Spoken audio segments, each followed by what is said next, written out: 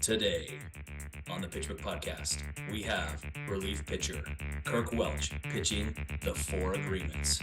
Batter up!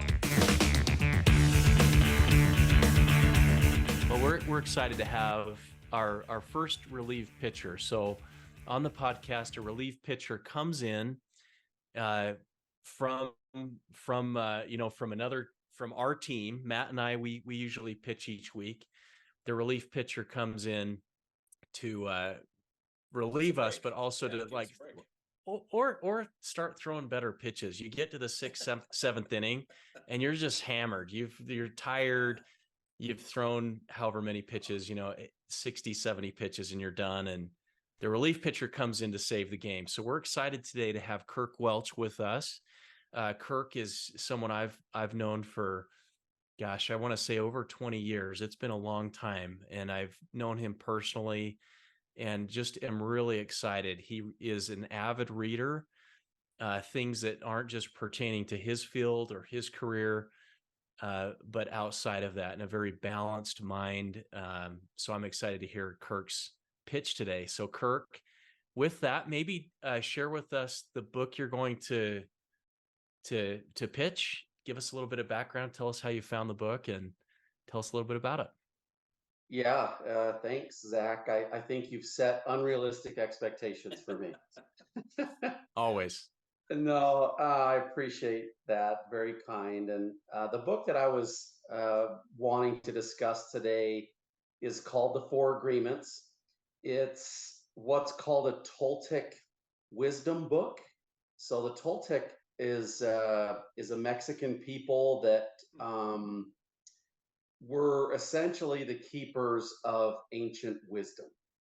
And so inside of this book, the idea in the beginning is that this individual is recording what has traditionally been too sacred to talk about, and yet something that he feels would be extremely beneficial for society to have access to. So I was introduced to this book through a family member a few years ago, and I put it off and put it off. It's not a long book. It's only about 100 pages, maybe. And when I opened it up and started reading it, I essentially digested it in about a 5-6 hour period of time. It was so interesting to me. It really spoke to a lot of stuff that I've been thinking about for a long time. So, is this an ancient text or a recent text that's from the Toltec people that written recently, or how does this? What's the context? Yeah, the ideas would be considered ancient. Okay. And yet, how he verbalizes it, and the book itself is not an ancient text. Got it. It's recent. The author is a modern author. Got it. Okay. So he's either gained this wisdom because of his relation to the people, or he researched it. Give us a little more. Yeah, he would be, his ancestors would be considered Toltec. Okay, cool. So that's how he came to know, is that has been passed down from generation to generation until now. And he would consider himself one of those that is responsible for the information. Does he have any qualms about sharing it since it's too sacred to talk about, or does he? No. Okay, he doesn't. No, and when we go through this, you're going to go, well, a lot of this seems pretty normal, but the implementation and the consistency of doing what the Four Agreements would require of you is something that human beings struggle with every single second of the day. Nice. Well, I'm excited to get into it. I was just kind of curious to have some context on, the author and timing and all that fun stuff. So yeah, go for it. Tell us what the Four Agreements are, or whatever you need to tell us about the book. Yeah. I was thinking it would be appropriate to maybe start with a little story about my grandson that's 2.5. Okay. He is absolutely fantastic, but as wild as they come. He is all over, into everything, all of the time. You give him something to to hit something else with, and he's gonna hit everything he can with it, right? I'm sad to say that he does love baseball. You know, Zach, you won there, but he is always happy, always smile on his face, as long as you let him be. So he just does his thing, and I was talking to my daughter, who's his mom, the other day, and I said to her, or I asked her the question, why do you think he's so happy? Why do you think he's so happy all the time? And her response was, well, he doesn't really have anything to worry about. And I said, maybe we could go a little deeper than that. I said, do you think he worries about what happened yesterday? Nope. You think he worries about what happened 15 minutes ago? Do you think he's worried about the future? Nope. I said, he lives in this very moment every single day. His existence is in this moment.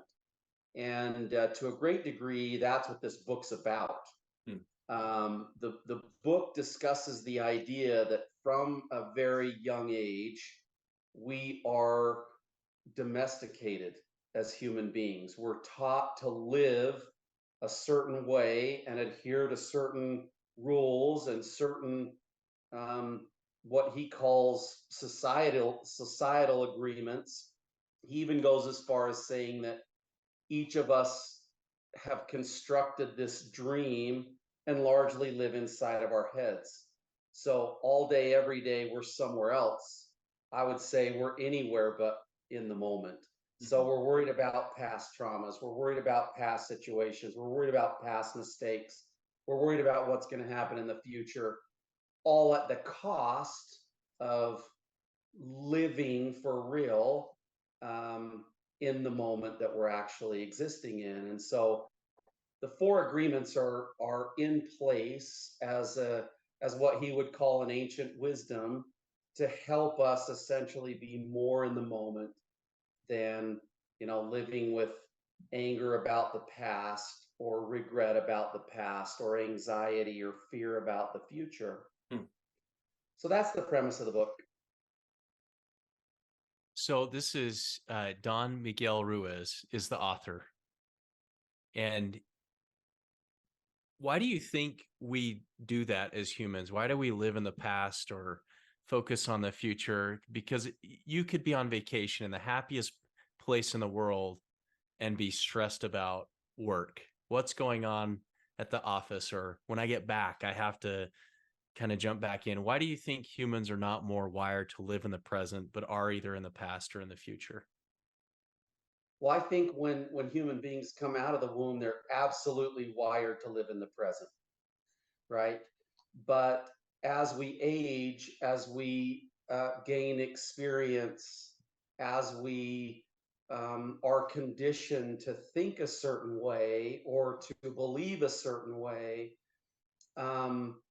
it pushes us into the mindset of anywhere but now, right? We're worried about all kinds of things that are outside of our control. And my wife and I, we constantly talk about giving our brains impossible tasks, right? So we'll think of something that isn't possible right now, and it's human nature to attach to that emotionally. Then your brain starts playing with it, right? Your brain's really good about speculating and filling in the blanks. And before you know it, you're exhausted mentally and you haven't spent any time living in the moment that you're living in right now. Instead, you're worried about, well, I wonder if my child's safe at school. Well, is there anything you can do about that right now? I mean, is that within your control? You're not with your child. Your child is safe. Has your child come home every single day since they went to school? Yes, but then our brain will play with that and give The us what worst ifs. case scenarios, and they're all speculative. So I think it's habit. I think it's conditioning, what he calls domestication. of the human experience. Interesting. So I was going to say, I have to play a little devil's advocate here, right? Don't we have a responsibility to teach our children to not pour mayonnaise on the window at at Arby's, or, you know what I mean? Make sure that they're not the Tasmanian devil. And also we owe it to ourselves to prepare for the future, save, things like that. I get the not worrying about the past and past mistakes to some degree, but definitely there's places where if you did something that you should apologize for, that needs to be done. So what does he say, if anything, about the fact that we really do have to have social agreements to have a society? Yeah, maybe I'll start with the past. He tells us in the book that justice equals being punished for one mistake one time. The worst injustice that exists is paying for that same mistake over and over and over and over again, right? And that's what we do mentally. So when you talk about past, that's a structure that's in place. It's a habit that most people really struggle with. When you talk about the future, it's one thing to plan and prepare. It's another thing to constantly think about it. Gotcha. Right? So I believe that every single second of the day is a teaching experience for human beings. So to use your example, if you have a child that pours ketchup or mayonnaise all over a window, there's something that's going to happen there, right? There are natural consequences that will occur there. Either you, as the father, you're going to say, okay, you got to clean that up, and then you talk about it after. Was that fun cleaning that up? Was it worth spilling that all over? Or someone's going to come over and get after him, probably in a maybe a little bit of an inappropriate way given his age. But I just think as we grow, every day teaches us something new. And I would think that given our familial structure and those that are around him, they care enough that they would say, now, why did you do that? And what does that create for someone else? More work, Yeah. So living in the moment isn't an excuse to, not be responsible to other people, or, things like that, right? Oh, I love how you said that. And in fact, I would tell you, people tend to be more responsible when they are living in the moment. They tend to be more receptive and open to that appropriate interaction with others, as opposed to living somewhere else in the future, somewhere else in the past, and not giving yourself any real portion of yourself to those that are actually sitting right in front of you. It's easier to love, it's easier to accept, it's easier to feel, and it's easier to have deep connections with those people that are actually right there in front of you.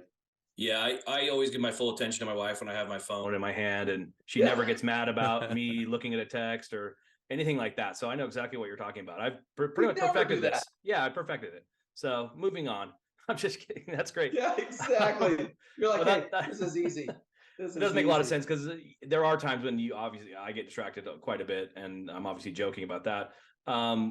So, I mean, that is kind of an age old thing, right? Like, live in the moment, give people your full attention, and there's definitely some rewards to that. Is that, I mean, or does he actually say what the agreements are? Is that an agreement? Yeah. Like, Yeah, and I think they're really good. The first agreement, he says, be impeccable with your word.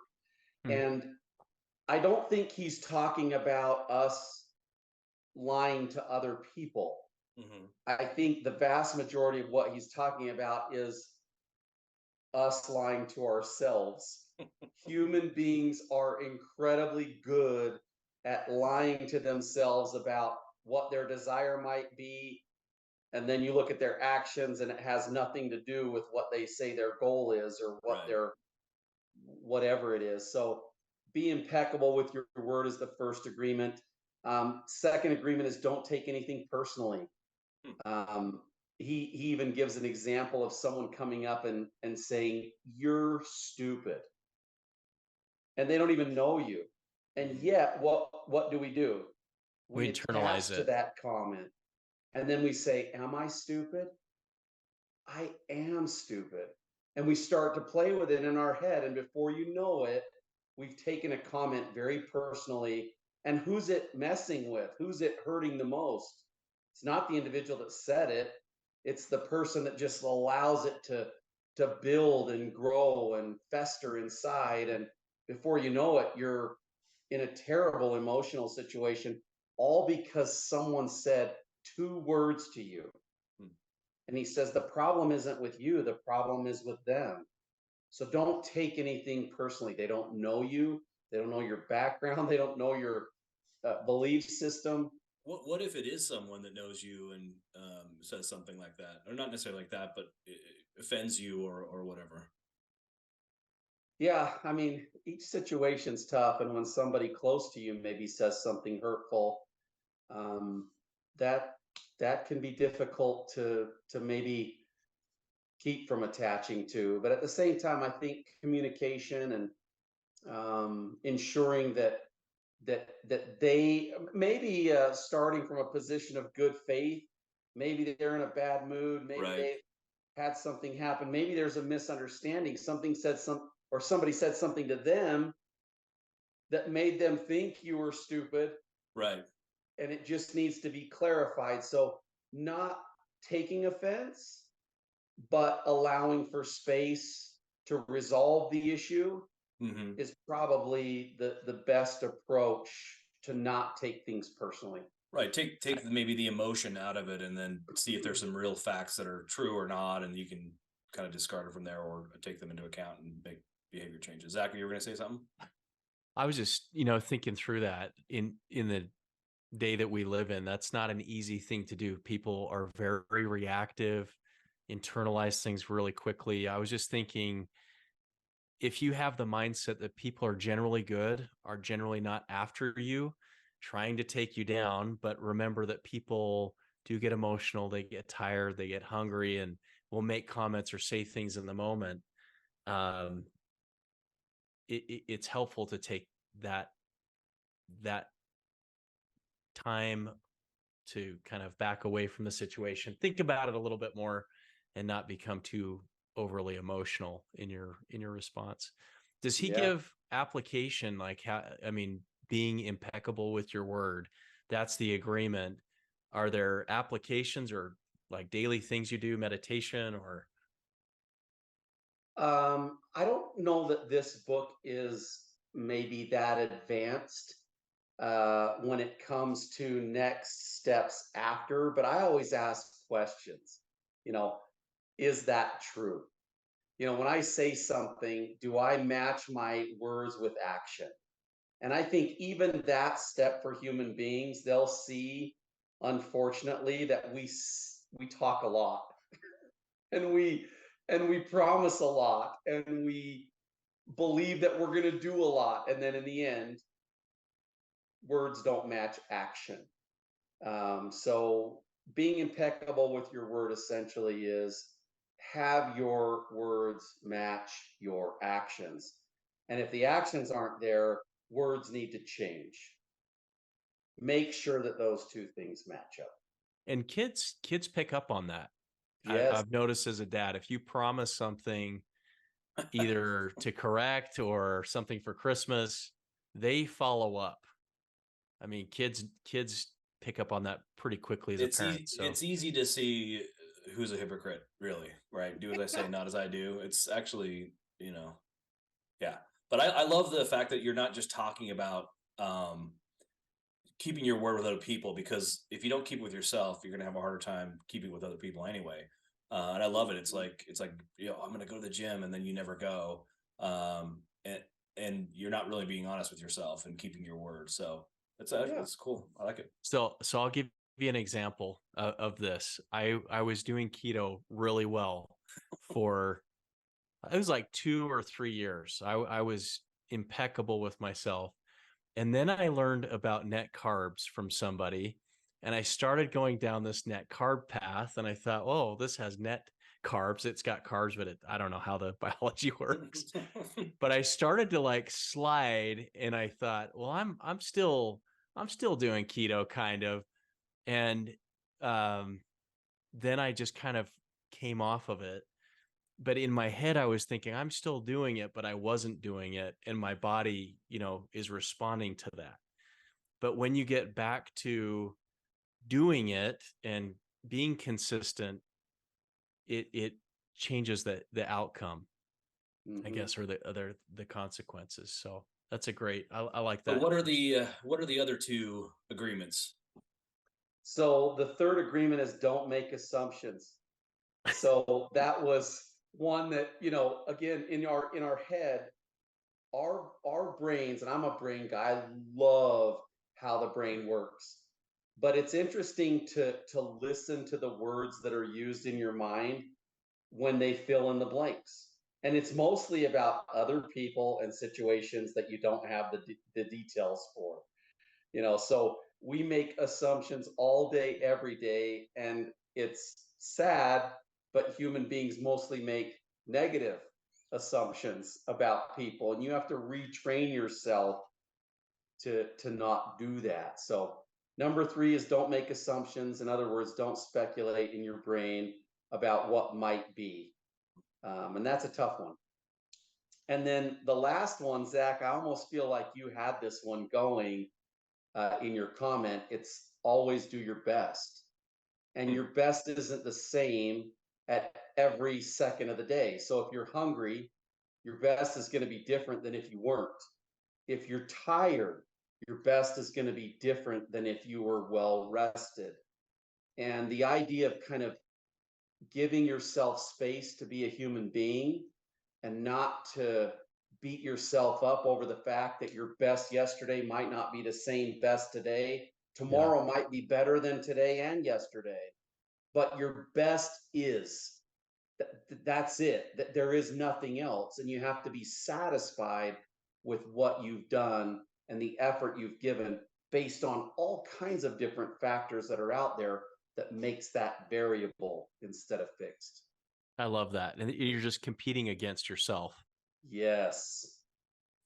I don't think that was almost like a magic trick you pulled by saying always do your best, but you give yourself a break. Cause that when somebody says always do your best, you think that that's top of the line performance best I've ever done, no matter what. But you're saying do your best based on the situation, right? If Zach is, starving and he can make a slightly, he's got a choice between two bad foods, but one's worse than the other. Maybe at least pick the one that's not the worst, right? Maybe that's his best at that point or something. That's very really interesting take on it. Yeah, and I had a thought there. When you were talking about, it's always got to be top tier. Perfectionism will destroy you emotionally. For sure. Right? If perfection is your goal all day, every day, you will go to bed disappointed. You will go to bed feeling absolutely exhausted, managing to the ideal all the time. We talk to our kids about this all the time. When your ideal is constantly the only benchmark, you can never win. Well, and right? you might not even try, right? You might not try because it's like, well, I can't dunk the basketball, so why should I even try shooting free throws, right? Yep. That's right. Yep. I don't know. Or exactly. like, I'm never gonna, I'm not gonna get this job, so I'm not gonna even go to school for it. Or I don't know. So like 5 years ago, I trained for a half Ironman. It was like 6 months of just hardcore running, biking, swimming. And I go to compete in this thing, and there's people obviously that are way faster than me. And I'm just like crawling across the finish line after, I don't know, it was only a half, so it wasn't a full Ironman, but I got to the finish line and I just felt elated. I plowed into the watermelon they had at the finish line, and this guy comes up to me, he says, "Hey, good job. You took 8th in your age group." And I was so excited. I was like, "Are you kidding me? I took 8th?" And I made the dumb mistake okay, this is where I violated principle 4. I said, how Yep. many people were in my age group? And he said there were 8. So That's awesome. dead last, but I finished. Yeah. And I had to kind of, I was excited for a second, then I was really disappointed. Then I thought, you know what, but I did it. And 6 months ago, I couldn't even swim laps in a pool. So I love that, just putting your best effort forward, feeling comfortable with that for that day. And it's not always going to be perfection. Probably never be perfection, but if you're progressing, Yep. I think I heard you say that once. You said it, Zach. You compete with yourself. Anytime you start comparing yourself to other people, there will always be disappointment there. But if you're learning at your pace, if you're experiencing something that helps you to know something new every single day, why can't that be enough? It's not, oh, I didn't learn the 10 things that my wife learned today, or I didn't learn the 15 things that my 7th grader learned today. Second, you start comparing, happiness gone, peace gone. Now it's just anxiety about what you aren't instead of what you are. You guys want to hear one quote from this book? Absolutely. That'd be great. Maybe this is a good way to finish if we're out of time. For sure. Any other questions you guys want to ask? No, I was just going to make a quick comment that comparisons, it's really, that's a really hard thing to do, right? I like to lift weights, and I was at the gym, and I'm a pretty big guy.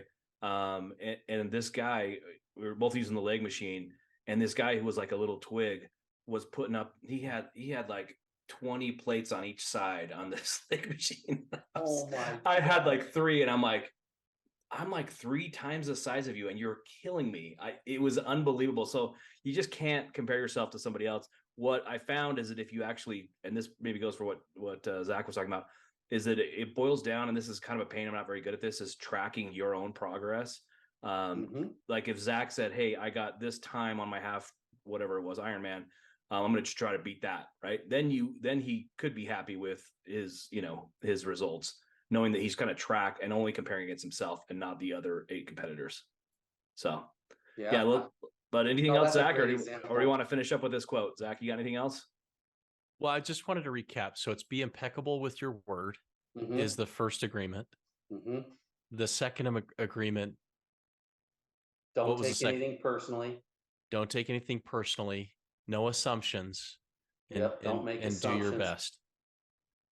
That, going back to the beginning of this conversation, seems really easy, but I think this requires mental discipline to do those things every day. But you can see the benefits that would come from implementing those things in your daily thought, mind. It's interesting it's called the 4 agreements as well, because when you first mentioned this, I thought it was like agreements with the farmer down the street, right? Here are the 4 agreements of our agrarian culture, and make sure, don't steal the guy's llama. I don't know, whatever. But it's interesting that they're agreements with yourself. So yes, very interesting. We'll finish up with this quote here, and then I'll say a little thanks to you for coming on. But go ahead, read us this quote, and we'll finish it up here.